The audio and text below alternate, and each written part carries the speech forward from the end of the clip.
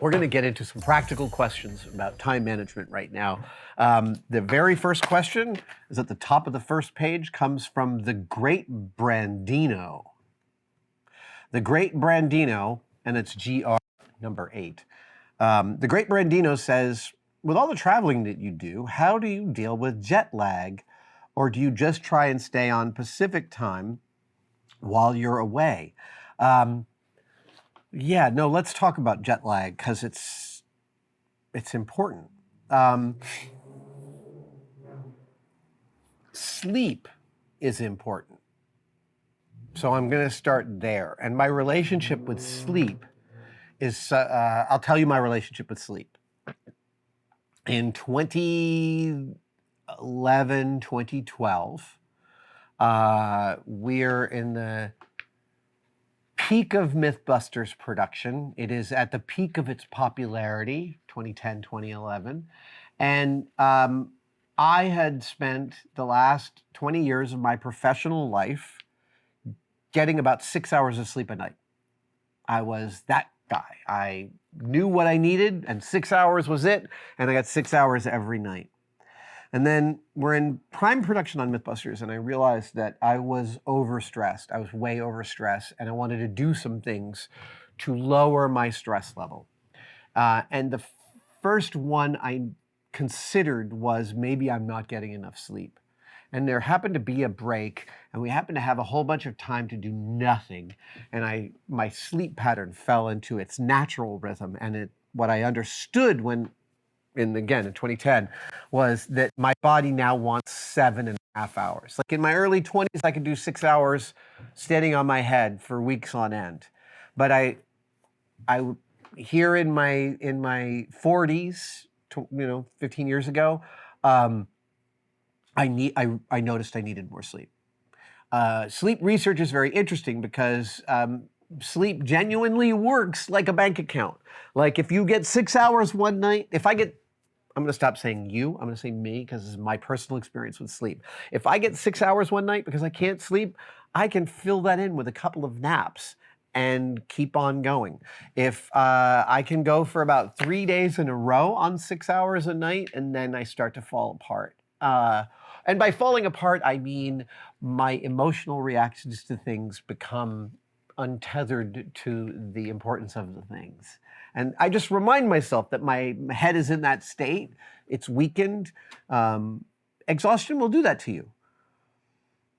And it increases your stress level because you have poor responses to things. When you have an outsized emotional response to something, it way increases your stress level because, number one, you're giving in to the stress that your body is producing. But number two, you're having an interaction which you are later going to think about and be like, wow, did I really have to go there? All of that increases the stress level. So I noticed that I needed 7.5 hours and still do. 7.5 is really, if I fall asleep at exactly midnight, I will wake up at 7:30 on the nose. But you asked how I deal with jet lag, and so it's part and parcel of the same thing. The worst jet lag I've had recently was a couple of years, did we go to Italy this January or last January? So last January, I spent a couple of weeks in Trieste in northern Italy. And it was at the Fincantieri shipyard. Now, this is the Italy that's on the other side up there. And it's a beautiful city. It was really, really fun to be there.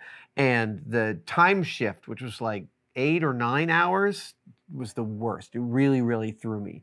And on this trip specifically, I tried a totally different modality.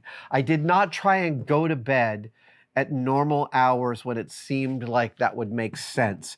I simply slept when I felt like it, and I worked when I had to. What that meant was that I'd often be up all night long, but I would then go to shoot the next day. And frankly, when I'm filming, I can push past a couple of bad nights' sleep and just be myself on camera. That's something I know that I'm capable of. Past that, I really have to start getting some sleep. But what I would do is I would end up being up all night because I'm an insomniac with jet lag. I film all day that day. I go home, and instead of eating dinner, I'll literally sleep. I'll fall asleep until midnight. I'll fall asleep from like 6 to midnight. And if I'm again up for most of the night, at least I've gotten some sleep in there. So the way I have been dealing with jet lag since a year ago January is I sleep when I'm tired and I work when I have to. And I try and keep track of that to make sure that I can get my naps in and fill in where I need to. You're always going to suffer with jet lag. Years and years ago, Mrs. Don't Try This and I went to do an appearance, and we were like flying to the Netherlands from California for a 2-day trip and then flying back. The worst possible kind of trip. And we got the doctor to prescribe us some Ambien. And that is some fun stuff, man. You take it on the plane. By the way, don't take your Ambien until that plane is in the air. Don't take the Ambien until the plane is in the air. You can just trust me on that one. But Ambien is like, you take it, you fall asleep, you wake up, which feels like 5 minutes later, and it's exactly 7 hours later. It's like a magic trick. That was my experience of Ambien. But the being awake wasn't any easier, even though I was getting sleep when I was supposedly needing sleep. My clock was so far off that I suffered just as much as one suffers from not enough sleep. There's always suffering with jet lag.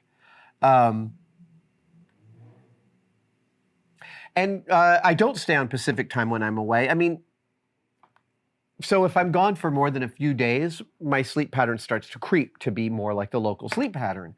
But again, I'm like, it's mostly a function of just listening to my body and trying to pay attention to what it needs in the moment and not being too tied up in how to get there. And I also, when I travel for work, I usually go out for dinner on only one of the nights I'm traveling. I spend most of my nights traveling alone in a hotel room, just chilling.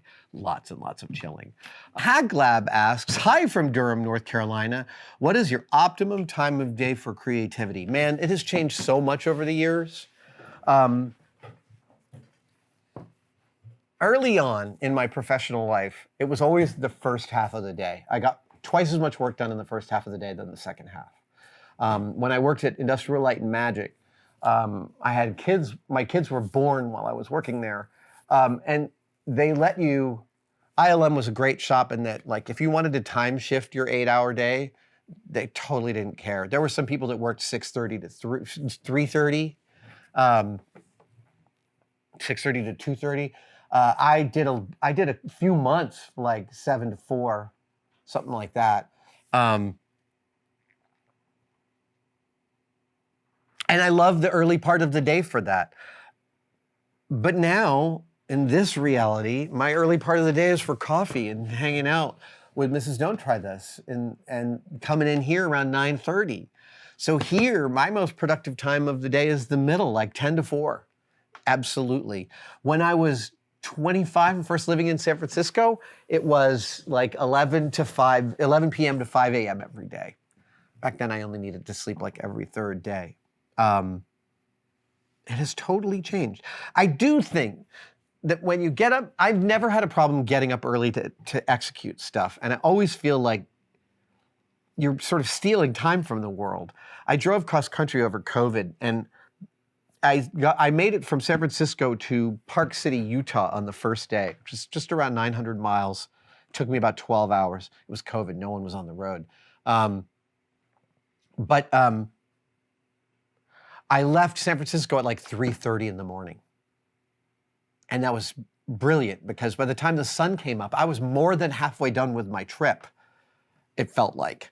And I pulled into Park City before 4 p.m. It was spectacular. But yeah, I think it changes over the times.